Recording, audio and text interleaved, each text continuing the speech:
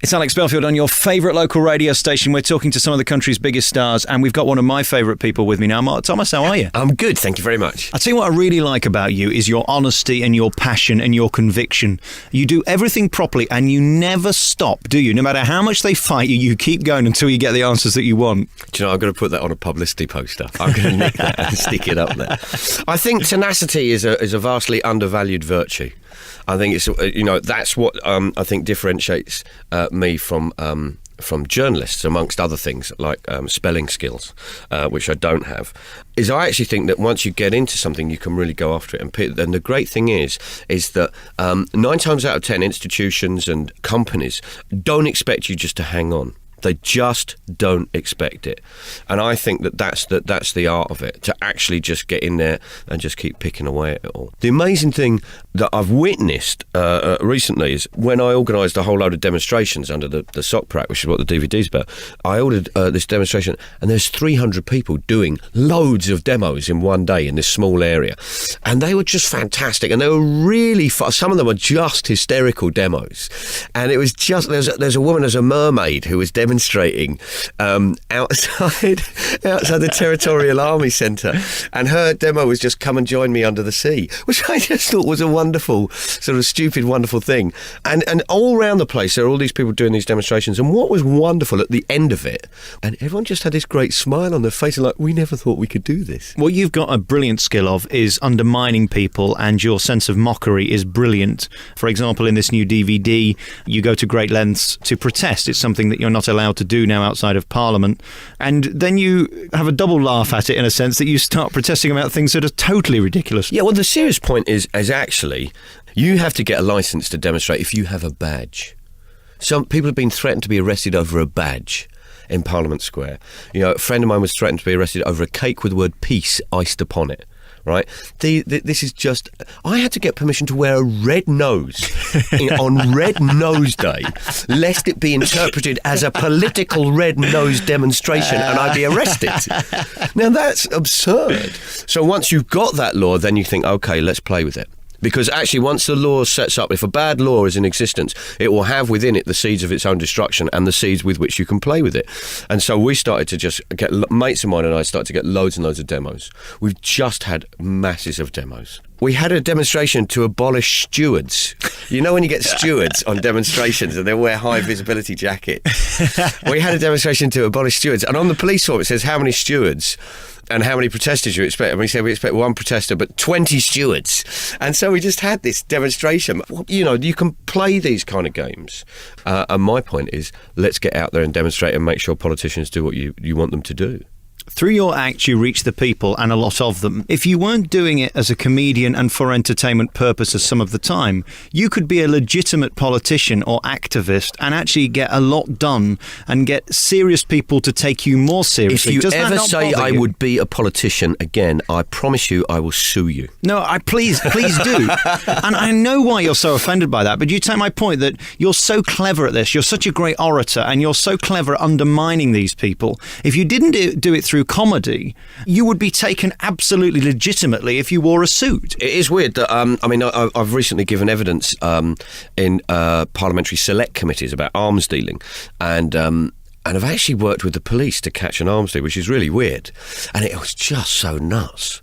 I recently found a bloke doing torture equipment in electroshock batons at a police and security fair, and the police didn't spot him, and it was like this place was full of police, and I filmed him. And I said, what's that? And he said, it's an electroshock baton. And I said, can I film it? He said, yeah. And he said, would you like me to demonstrate? And he demonstrates this electroshock baton. So it makes a really loud cackling noise, and this blue flash jumps on the thing. And these are torture equipment. And then I said, wow. He said, would you like to see the others? And so he shows all these things, and he's discharging them in the police and security fair as police officers are walking past.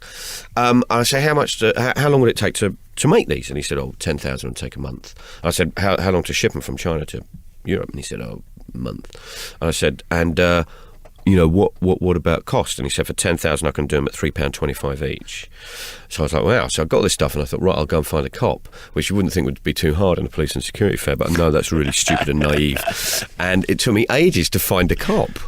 And eventually I got the cops, and they came and arrested this guy, and they put him on remand. I want the bad guys in the dock. As far as I can think of, I don't think I've ever interviewed anybody like you in this country. There's Michael Moore in America who does a similar thing. He's not as eloquent as you, and the problem with him, there's no middle ground. The point about Michael Moore is people can say whatever they like, but he got a box office #1 in America during the Iraq War when Bush was in the ascendancy of his presidency. He got it a #1 box office, a documentary. That's outstanding. You're bringing to the masses issues that the likes of me wouldn't normally be interested in, and you create such a furore around it, and you make it so interesting the way that you put your arguments together. Why you? Why did you choose to do that? Why not just do jokes? Partly because anyone can do jokes. And why do I do this? Because I like looking for trouble. I don't know why. It's just in my DNA that actually it's kind of... I just, it's just devilment. See, I'm the same, but I get fired for it. That's the difference. The interesting thing is the personal risk. You take on not only major corporations, you also take on governments. At what point do you actually wonder whether one day somebody's going to actually have you dealt with for whatever reason they may have? Well, I don't think they will. I mean, to be in all honesty about it, it'd be wonderful to say I'm so dangerous they're going to put a contract on me. Your targets are very specific, and you might be making people laugh, but you're actually making a really, really legitimate point. The thing here is, if you don't upset people, you're not doing your job. It's simple as that. Look, there are. I can take you outside this studio, and it will take us about 30 seconds to find something which is a disgrace. Homeless people or whatever. I tell you, it takes me 30 seconds. And that's an outrage. That's simply an outrage. And I think when we live in a world like that, I haven't got any option but to sort of pick fights and laugh. It's a very interesting life you've got, and presumably you're not going to stop now. I mean, you've been picking your targets for so long. To stop now. I don't know what to do. I haven't got any. This is it. I haven't got a pension. I've just got to keep going.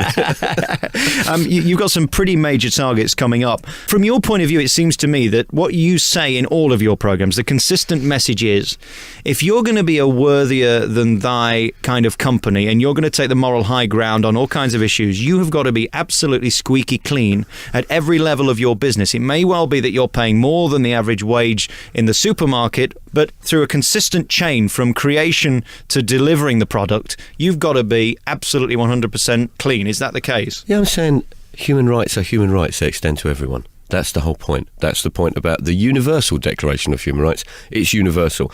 And that means actually, workers in China, they have kidnapped workers, they have bonded slaves and bonded workers in India, people like that, whether it's people who aren't allowed to form unions in the Dominican Republic. Actually, we've all got the same rights, which is the right of association and the right of assembly and the right of freedom of expression.